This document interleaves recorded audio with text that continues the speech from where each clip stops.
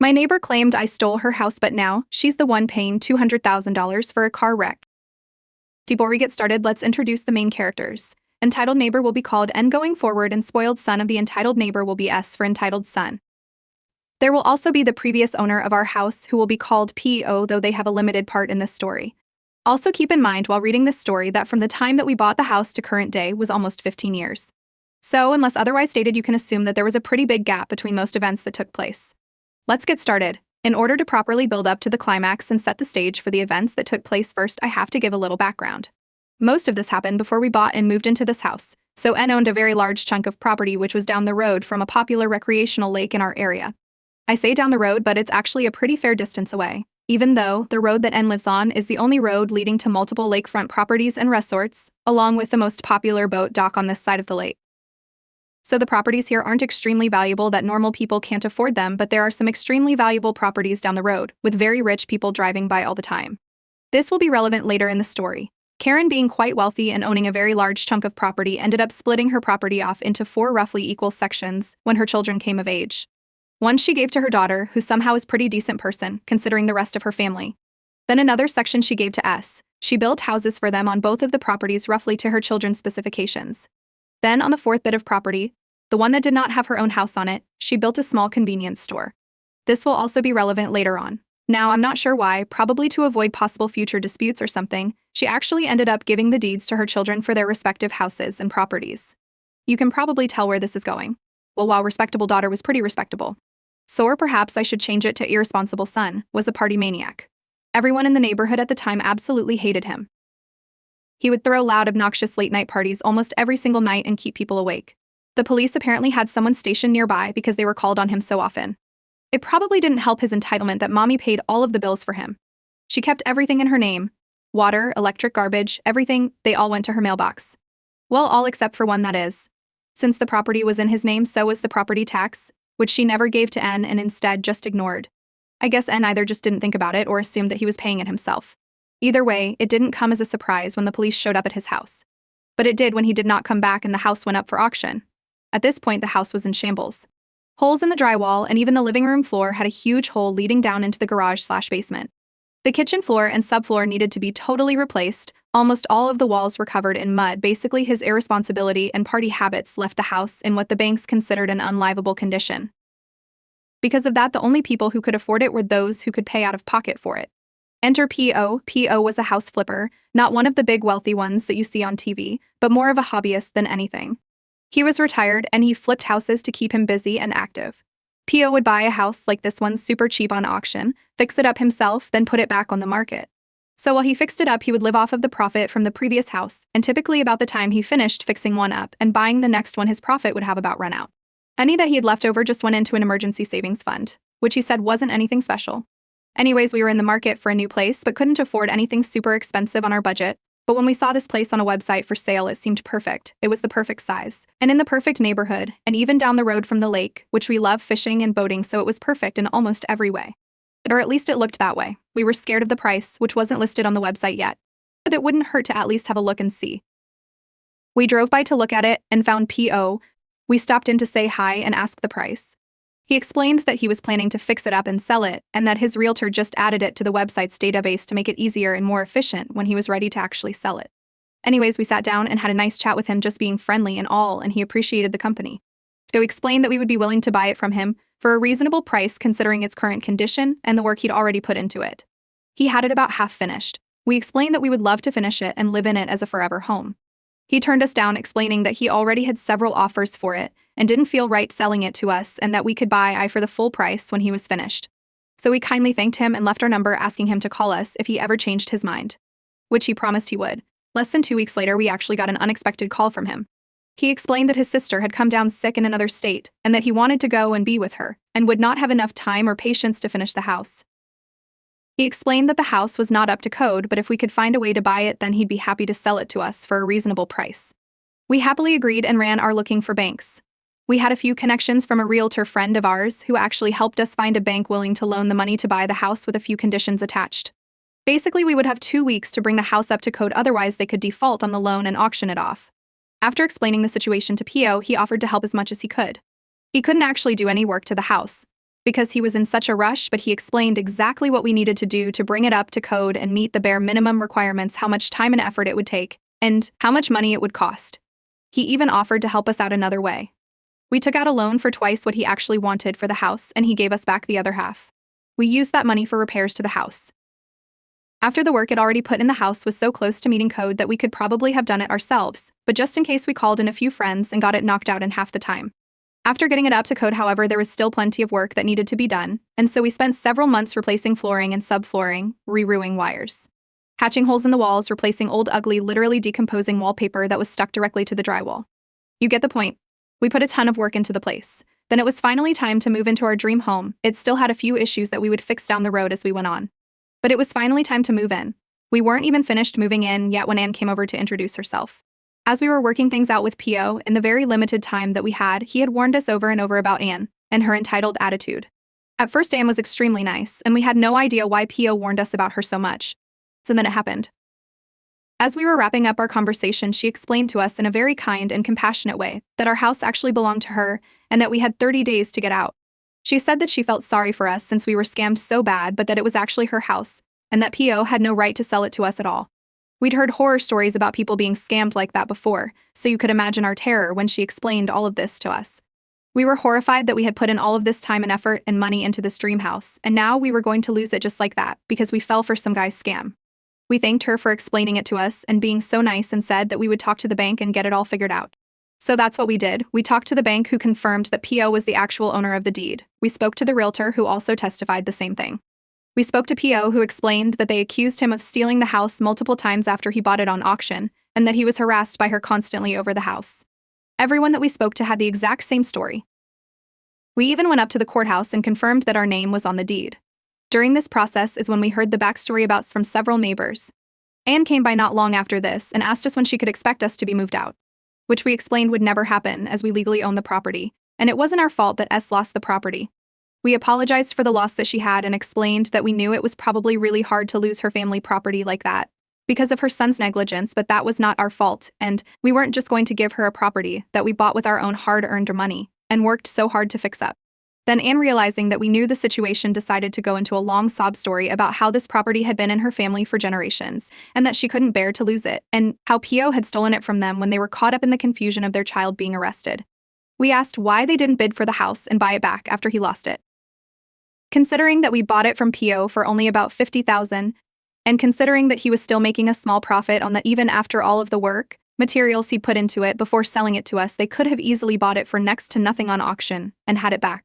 Anne explained that she felt the house and property were being stolen from them and that they refused to pay for something that rightfully belonged to them.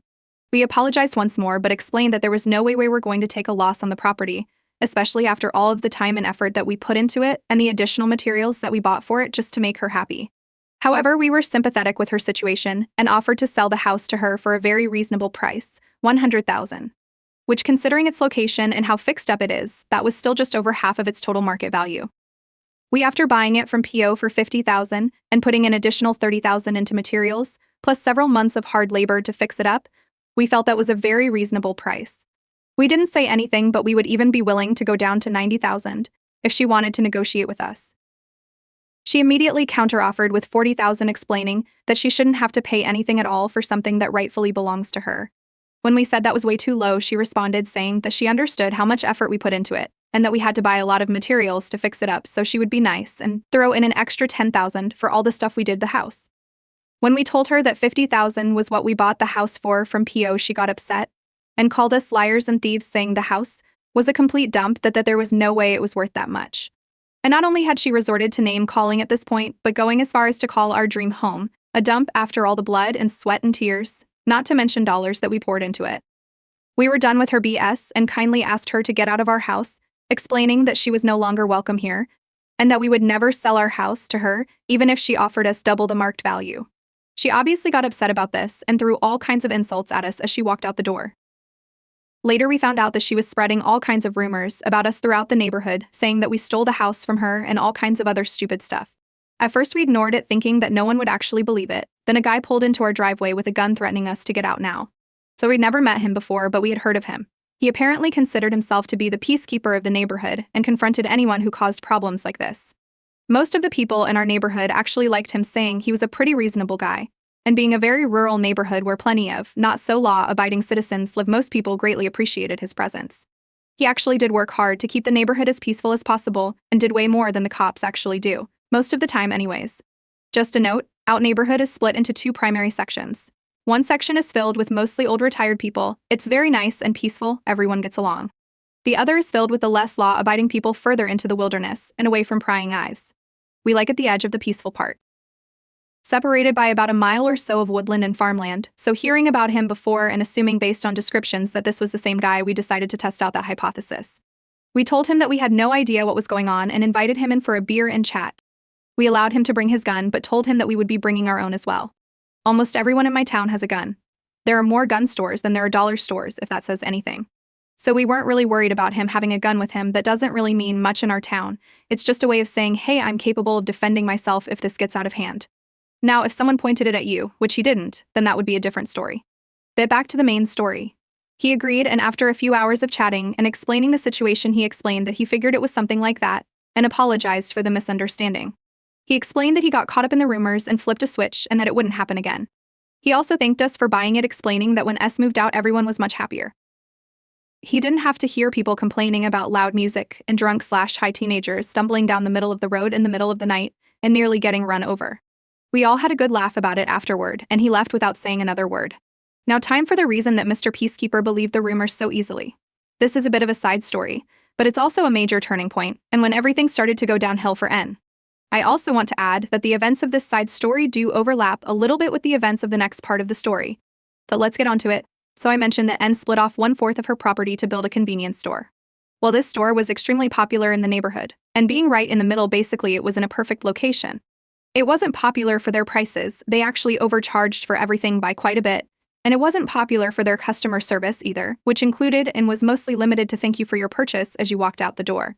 Sometimes, they would give you a refund though if you found mold on the food that you bought from them, so that was nice, I guess.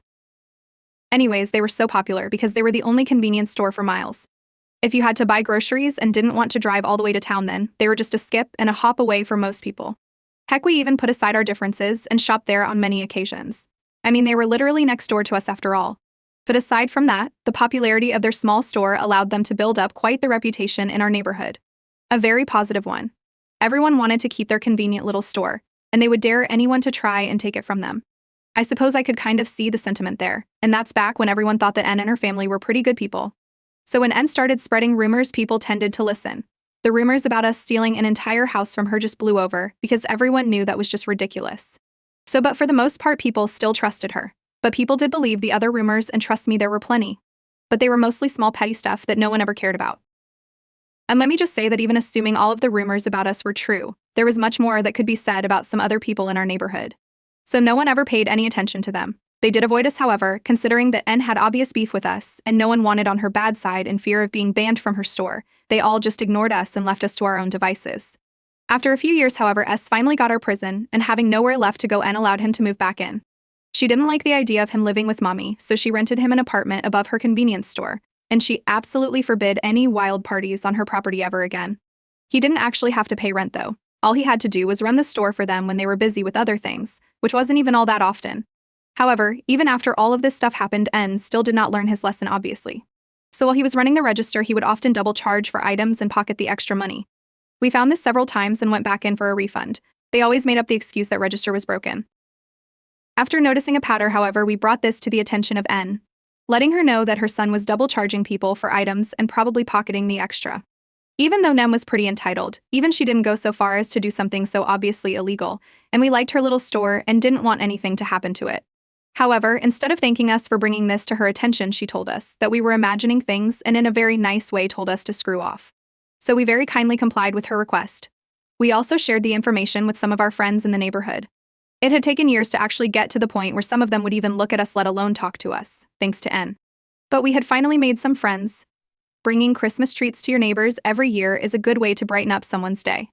But anyways, they thanked us, even though they let us know that they didn't actually believe it. However, the word did quickly spread through the neighborhood. Then very quickly came Mr. Peacekeeper. He pulled up in our driveway again. So this time he was a lot friendlier. He mostly ignored the rumors about us, knowing that most of them were fake.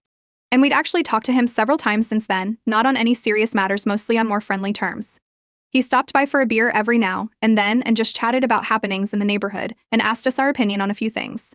He did this with everyone, speaking to most people at least once a year to stay up to date and make sure everything remained nice and calm. He didn't like the idea of police hanging around, so he made up his mind to do their job better so they wouldn't have to. But everyone, including us, really liked this arrangement. It meant you could let your kids walk down to the lake unaccompanied even through the bad parts of the neighborhood. That being said, he absolutely did not like the rumors that we were spreading about our neighbors and especially their little shop. He explained that he had already talked to them and they felt it was just a misunderstanding due to register issues and had if we did not want a problem we would stop those rumors right then and there. We wanted to show him proof. But we knew that he probably wouldn't believe it if we did. He really liked Anne and would generally take her word over ours, and since they blew it off as error, there was probably nothing we could do to convince him.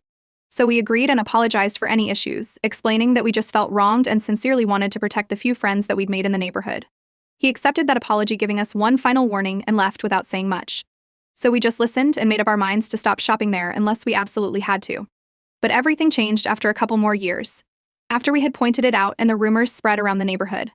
Even though Mr. Peacekeeper himself went around and told every single person that they were false rumors started by us because of our property feud with Anne. I'll get to that a little later. People actually started paying more attention to their receipts after shopping there and started noticing the same patterns that we had.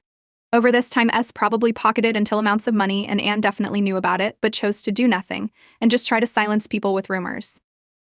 However, the thing about small country stores like that, they are completely dependent on their regulars that live in the neighborhood that they are set up in. During the warmer months when people are vacationing and having fun, they make a huge profit, but not enough to sustain themselves through the winter. And then it happened. Mr. Peacekeeper finally connected the dots, and boy was he angry. We could hear him all the way next door cursing out S to his face and N there with him. You can't even imagine how satisfying that was, but that was only the beginning.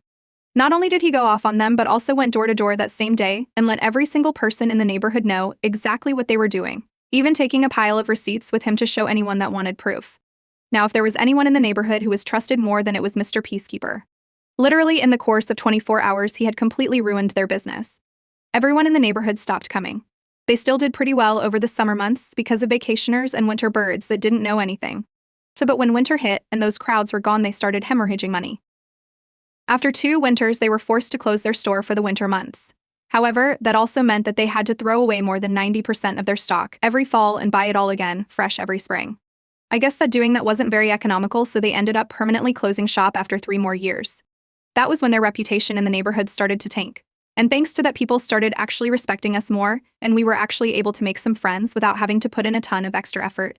People stopped ignoring us and treating us like we were plagued. But that was just the beginning for N's downfall. Unfortunately, to get into the climax of the story, I need to do a little more background work. Sorry that this is starting to turn into a small book, but this shouldn't take too long, I don't think. So something about Nen is that she is extremely, and I mean extremely nosy. We cannot even walk outside without her watching her every step through her window, or going outside to walk her dog or pick up her lawn or pull weeds or whatever excuse she can come up with at the time. You can pretty much guarantee that if we are walking around our property, she is outside as well. It's not like we have anything to hide, but we obviously aren't on the best terms with her and don't really like someone staring at everything we do. We have plans to set up a small pool and hot tub out back and really don't want to be watched while we're trying to relax in our bathing suits. So we started looking into a privacy fence. Wanting to be nice neighbors, we kindly informed Den that we would be putting up a fence, to which she adamantly rejected, to which we informed her that we would be putting up a privacy fence. However, we still had to live with her, so we offered to discuss with her the details of the fence, the color, shape, etc. We wanted to make sure that she didn't have to stare at something that she thought to be an eyesore all day every day, considering that staring toward our property seemed to be her favorite pastime. Honestly, we still go out of our way to be the best neighbors that we can, even after all the crap she's put us through. But back to the story. So we want to make sure there is no disputes about where we put the fence, so we plan to put it a foot over our property across the entire property line. Just to avoid any disputes, this is still before S got out of jail, we went at the courthouse and paid for a copy of the deed along with a map of our property lines. We were honestly shocked to find that about a third of our property was being claimed by M. She had a small shed on it, and even a garden. You see, there is actual line of trees that goes through our property. It's not a straight box property like you find in some states, it's more of a half hexagon or a trapezoid-like shape. Weird property lines are pretty common where I live. Anyways, there is a line of trees that cuts through part of our property that, according to the deed and property map, is like a little triangle section, but the trees make it a square. M was claiming the other side of the trees as her own property. When we brought this up to her, she completely freaked out again, calling us liars and thieves and all kinds of other stuff. We didn't really care too much about that property because we had lived here for years thinking that it actually was hers. So to make things easier on everyone, we offered to sell it to her, or to even trade for a portion of her property.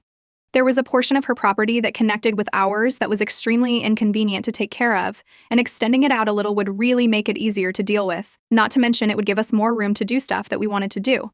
She flatly refused, saying that she would never pay for something that already belonged to her, and she wouldn't even think about giving us her property for nothing, especially after we already stole this property from her. Since then, there has been a huge ongoing property dispute between us. Now, something about the place I live. As I mentioned previously, it's a very rural area with many strange property lines.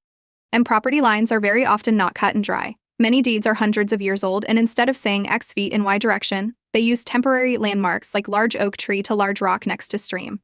Many of these landmarks could be describing multiple things, or could even have disappeared over 100 years ago. So to say that there are a lot of property disputed in our area would probably be an understatement.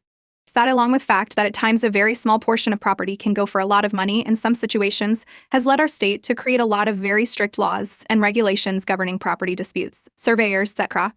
As a side note, just a few years ago, a landowner won a property dispute against a very large corporation over just 0.1 acres of land, that cooperation, and earned the man over $1 million. Back on topic. All of that being said, our property lines were pretty cut and dry since she created them herself fairly recently. However, that does not change the fact that laws regarding it are very strict, particularly when it comes to surveyors. So a surveyor might be easily bribed by a large corporation and facing the loss of millions of dollars for a tiny piece of land like in the example above. But that's not fair to the proper landowner. So how do you balance for that? Well, you make it so the surveyor has everything to lose from lying, and so does the person who bribed or blackmailed them. The laws in our state determine that if a surveyor, even by honest mistake, gives a bad survey by even a few feet, not only can they be given a hefty fine, but they will also lose their license and never be allowed to survey again in the state. On top of that, they must notify and refund all of their clients for up to 10 years before the incident occurred. The clients then have the option to request an additional survey by a non-affiliated surveyor at the expense of the original surveyor. That's every customer, up to 10 years prior to the incident, and everyone since then as well. If they were not found to be accepting a bribe or blackmail, then the previous clients can also sue them for any damages that were caused by any changes to the property line due to their bad survey, as well as charging them appropriate rent for any property that the surveyor may have left out during that time. If the surveyor was found to be accepting a bribe or blackmail, then all damages and additional fees goes toward the one who bribed or blackmailed them accordingly. So that this, along with the loss of time and money from being in courts and the general hassle caused to them, makes it so that surveyors in my area will actively avoid anything that even resembles a property dispute. So when a dispute occurred, you can imagine that it was not as easy as making a phone call and getting a surveyor down here.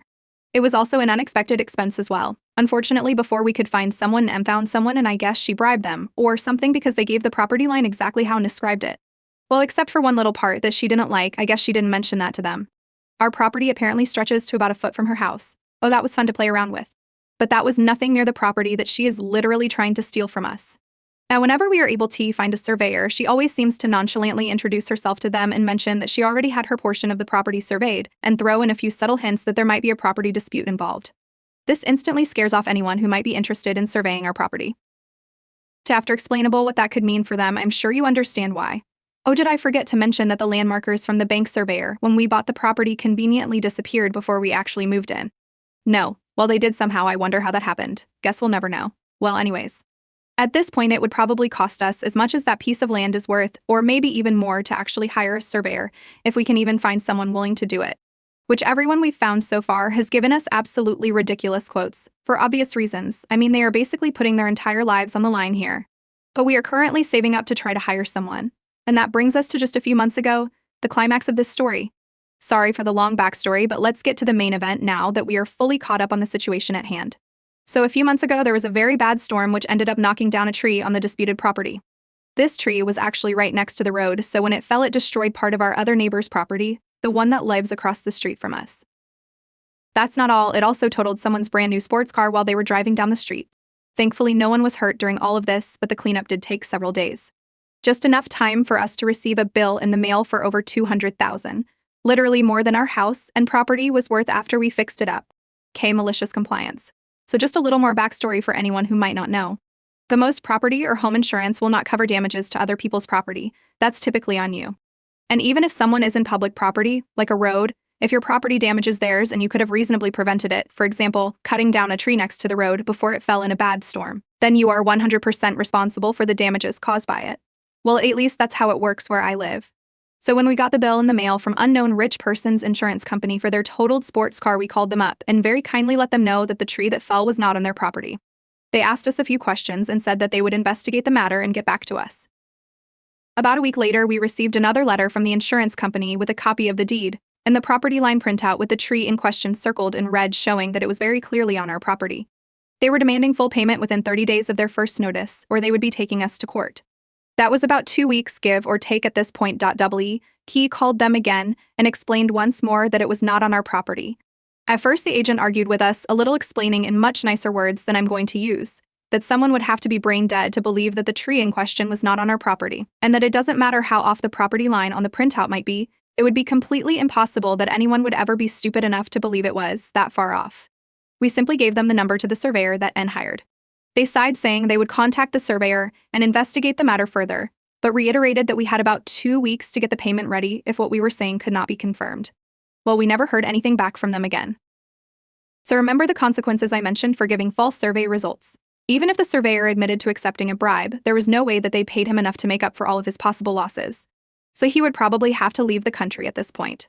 So there was no way that he was going to give the insurance company anything different from what he gave us or N. We called the insurance company later to see what we could find out about the issue. The agents seemed pretty happy reading through the notes. They couldn't tell us too much due to confidentiality reasons. But they could tell us that N obviously disputed the claim, just like we did, saying the property did not belong to her, and that the surveyor confirmed the results with them. And that considering that we were not arguing with the survey results, and that the surveyor was hired by N themselves, there was no reason whatsoever for the insurance company to believe that the results were false. As long as we aren't disputing the results, then the full responsibility for all damages caused by the fallen tree should be on N. They couldn't say anything more than that, though. We were satisfied with that much. But it was about what we expected. The aftermath. So, as you can probably tell from my backstory, N didn't have a huge problem paying the money to the insurance company, though they obviously were not happy about it. Though we don't know how much money they have or had saved up, but it seems like it was enough to pay it off without having to sell any more of their land. Since then, we've mostly stayed quiet about the property dispute, but we are still considering saving up to hire a surveyor to get our land back. At this point, it's more about the principle of the matter than it is about the actual land. Sarah's N goes, though, we can tell whenever she looks at us now that she is definitely not pleased with us. She does not seem like that fact that we let her have our land for some reason. It's free land. How can you complain about that? LO.